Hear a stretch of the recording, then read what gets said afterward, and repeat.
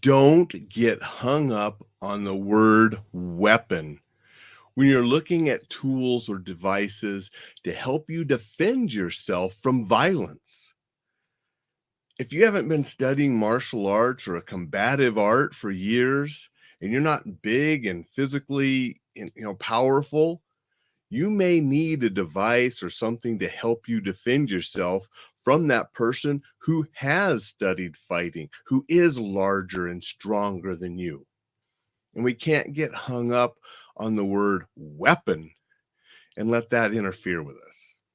That's what we're going to be talking about today on Coffee with Alain. Good morning.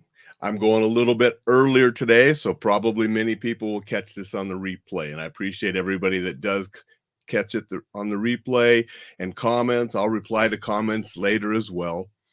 I'm here and I got a Reflex Protect tactical shirt and I got a Reflex Protect mug because as soon as I am done with this live broadcast, I'm going upstairs, putting my contact lenses in, out the door, and go do some training with Reflex Protect. It's here in town, so I was able to just do the live now and then head out the door. Good morning, Michael. Appreciate you showing up, saying hello. Hope you're having a wonderful day. So let's talk about weapons. And I bring this up because I've had places say we're not interested in Reflex Protect because it's a weapon. I don't like to call it a weapon. I call it a self-defense tool, chemical agent spray to defend yourself. But you can classify it as a weapon, and that's why people get, we can't have weapons in here. But the thing is, that's a weapon. Remember, John Wick killed 3. The legend was in the first movie. Second movie, he killed a few more with a pencil. What is a weapon? Tactical pens are popular. You can carry them just about anywhere. I don't like the word tactical pen because that's implying that maybe it is a weapon, correct? And you can definitely defend yourself with one. But I rather just call it my sturdy pen. Not tactical pen or a weapon, but tactical pen is a buzzword. So sometimes on videos, I might use that, right? But are those weapons? Are they pens? Is that a pencil? Is it a weapon?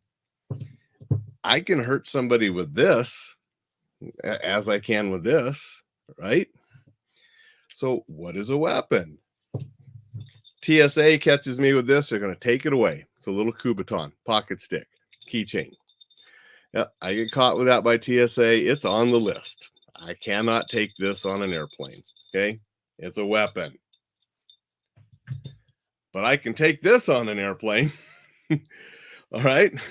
I can't take this, but I can take this. And I did a 2 DVD set with Paladin Press on how to use this, right? So what is a weapon? When it comes to improvised weapons, something I've talked about before, it's a mindset more than an object. That's why this can be a weapon. That's why your keys can be a weapon. Anything I get a hold of can be a weapon. Go find a public building that doesn't have a fire extinguisher. Right? Schools, hospitals, churches, public buildings, they all have fire extinguishers. They are required to have them. And I'll show you how to use that as a weapon. I do that in my active shooter response classes. Very effective as a weapon. You got a knife, I got a fire extinguisher, I'm going to win. That fire extinguisher reaches out way farther than a knife. You have a gun, I'm going to ambush you at a corner, spray you, smack you in the head with it, right? Weapons are a mindset more than objects. Good morning, Robert. Appreciate you being here and saying hello. Hope you're having a great day.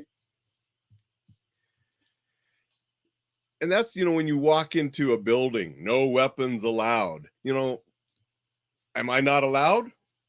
Because, the old myth was I had to register my hands as deadly weapons because I'm a black belt, which is garbage. Nobody ever had to register their hands because they were a black belt.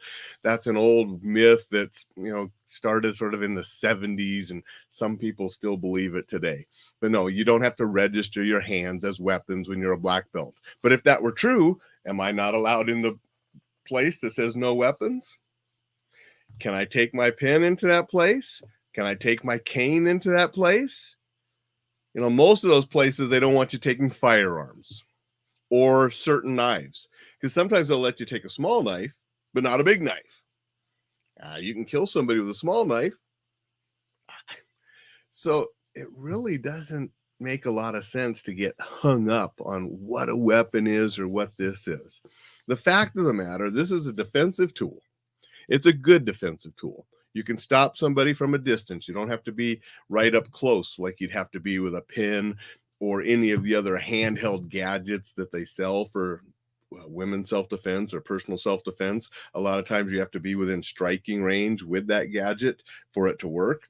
This, you can do it from 15 feet away, so you don't have to get as close. So it's a very good tool. It's not a magic wand. If you don't get them in the eyes, it's not going to work. If they have eye protection, it's not going to work. But in a lot of situations, it's a very good tool. That's why I work with the company and I believe in it. The problem is, if I go downtown and I just start spraying people with this, I'm breaking the law and I'm going to get arrested.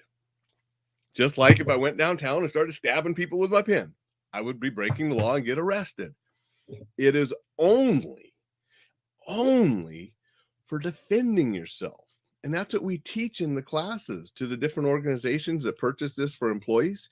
They go through a user training. We teach what it is, when and when not to use it, which means you only use it to protect a person from being hurt. It's not a classroom management tool for teachers or a patient management tool for nurses. It is only to defend people from being hurt. And in that capacity, if you are justified to spray somebody to defend yourself, you are also justified to hit somebody to defend yourself, whether it's with this or a cane or a Kubaton. I mean, if you're justified to use force to defend yourself, you're justified, regardless of the tool you use.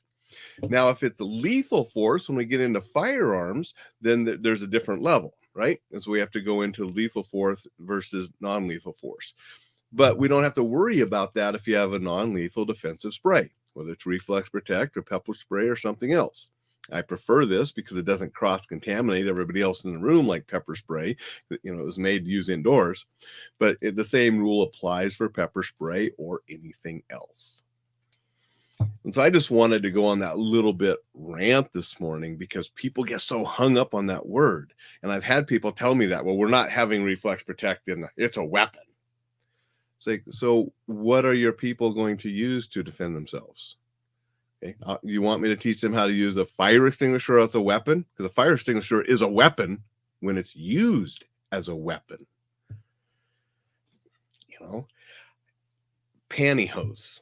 Going to keep all the ladies from wearing pantyhose in your building?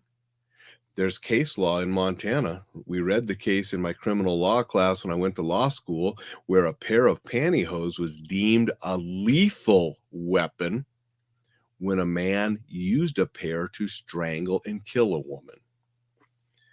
Pantyhose, lethal weapon. See how it gets silly when we're worrying about what the term is and what it means? What we ought to be thinking about is, how can we defend ourselves? How can we defend others? What tools are readily available and the most efficient and effective ways to help people defend themselves? I think Reflex Protect is one of the best for non-lethal ways to defend yourself. It takes minimal training and it's non-lethal, so you don't have to go into the lethal force and have as much training as you would have to have if you're going to carry a firearm, which is lethal force. And I own firearms, and I'm not against firearms if you are a responsible firearm owner and you have the proper training and you keep up with that training to carry that firearm. So you have a lot less hurdle with this. It doesn't take as much training and it's non-lethal. So you don't have the severe consequences as well as you would with a firearm. So that's just what I wanted to talk about today and have a little bit of a rant, because I hear these people getting all messed up with terms and words that really don't mean much, do they? When I just showed you examples that sort of throw that, in the wind. Dixon says, way to go, Reflex Protect. Appreciate that, Dixon. Thank you for joining this morning. So I am going to sign off after my little rant. I hope it gave you something to think about. And when you hear people talking about weapons, or, maybe you can enlighten them a little bit about what is a weapon. Can't bring my pencil in because I'm just as good with this pencil as John Wick. It's not that tough. Hold it like this and jab them in the eye and stick it as far in there as you can. It's a weapon. It's also really handy to write things if you want to erase.